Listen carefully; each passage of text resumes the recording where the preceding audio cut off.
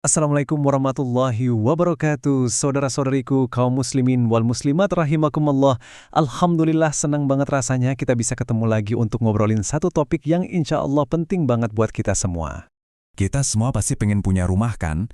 Tapi pernah nggak sih kepikiran, apa ya bedanya rumah yang cuma megah, gede, mewah, sama rumah yang mungkin sederhana, tapi rasanya tuh adem, tentrem, dan penuh berkah? Nah, kali ini kita bakal coba bedah apa sih yang bikin sebuah rumah itu jadi berkah menurut ajaran Islam? Dan ternyata jawabannya itu bukan soal kemewahan fisiknya, bukan soal seberapa luas bangunannya, tapi ini soal rasanya. Ya, rumah berkah itu adalah tempat di mana kita ngerasain kedamaian, ketentraman, dan ada aura positif yang bikin kita dan keluarga jadi betah banget tinggal di dalamnya. Oke, jadi gimana cara bangun rasa itu? Nah, kita mulai dari pondasinya dulu ya. Anggap aja rumah berkah ini kayak bangunan. Butuh pondasi yang super kuat. Dan pondasinya itu adalah iman yang kokoh kepada Allah. Ciri yang pertama, rumahnya itu kayak hidup karena ada cahaya Islam di dalamnya. Maksudnya gimana? Ya, semua yang dilakuin penghuninya, dari cara mereka ngobrol, bercanda, sampai ngambil keputusan penting, semuanya dilandasi oleh iman. Ajaibnya, ini yang bikin rumah sempit sekalipun rasanya jadi lega banget dan terang. Dan ini tuh nyambung banget sama firman Allah di surat Al-An'am. Kalau Allah udah kasih petunjuk, dada kita tuh dibikin lapang. Nah, rasa lapang di hati inilah yang kemudian nular, memancar ke seisi rumah. Jadi auranya positif, penuh cahaya, dan kedamaian. Terus yang kedua, rumahnya itu nggak pernah sepi dari zikir. Selalu ada yang ingat sama Allah. Dan zikir ini loh yang jadi semacam charger ketenangan buat hati semua yang tinggal di sana. Ayat ini, Masya Allah, jelas banget kan hubungannya? Ingat Allah, hati jadi tentram. Simple. Jadi intinya, kalau rumah isinya orang-orang yang terus ingat Allah, ya otomatis rumah itu bakal jadi sumber ketentraman yang sejati buat penghuninya.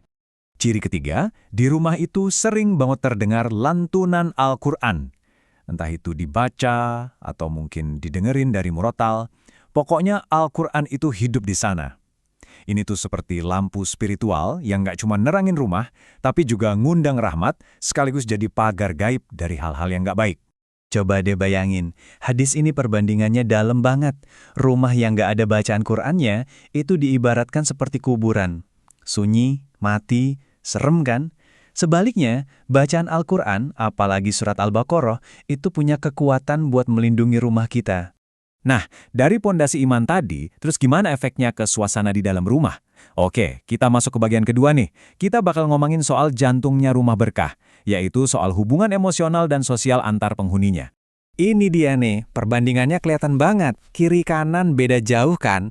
Yang satu isinya konflik, sebel-sebelan, nggak pernah bersyukur, jadi gelisah terus. Satunya lagi, penuh cinta, penuh syukur, dan yang paling penting, ada sakinah, ketenangan batin yang luar biasa. Dan kuncinya ada di mana? Di rasa syukur. Lihat deh, janji Allah, kalau kamu bersyukur, pasti aku tambah nikmatku. Ini berlaku banget di rumah.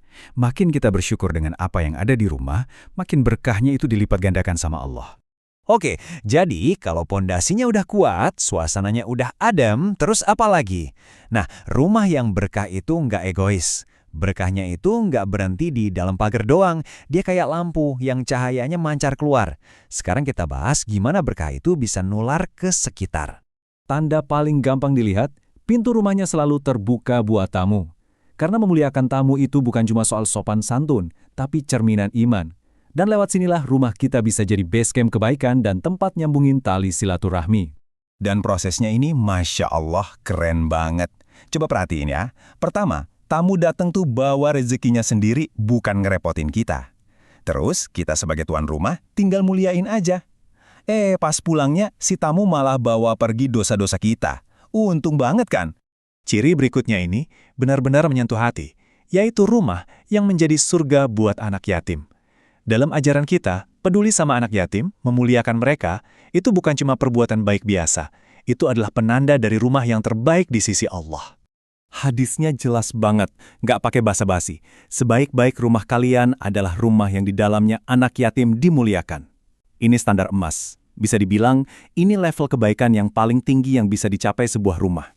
Jadi, kalau kita tarik benang merahnya, apa sih rumah berkah itu? Kesimpulannya, dia bukan cuma tembok dan atap, bukan benda mati, tapi dia itu sebuah tempat suci yang hidup, yang bernapas, dan yang kebaikannya terus tumbuh. Oke, kita rangkum cepat ya, 3 pilar utamanya. 1. Inti spiritualnya kuat. Ada iman, ibadah, dan Al-Quran. 2. Suasana di dalamnya harmonis, penuh cinta, syukur, dan damai. Dan 3. Dia jadi pelita buat sekitar, senang berbagi dan menyambut orang. Nah, itulah esensinya. Nah, sebagai penutup, saya mau ajak kita semua merenung. Bukan buat besok atau lusa, tapi buat hari ini. Coba deh kita pikir satu aja langkah kecil, apa yang bisa kita lakuin sekarang juga, biar rumah kita setidaknya selangkah lebih dekat jadi rumah yang penuh berkah.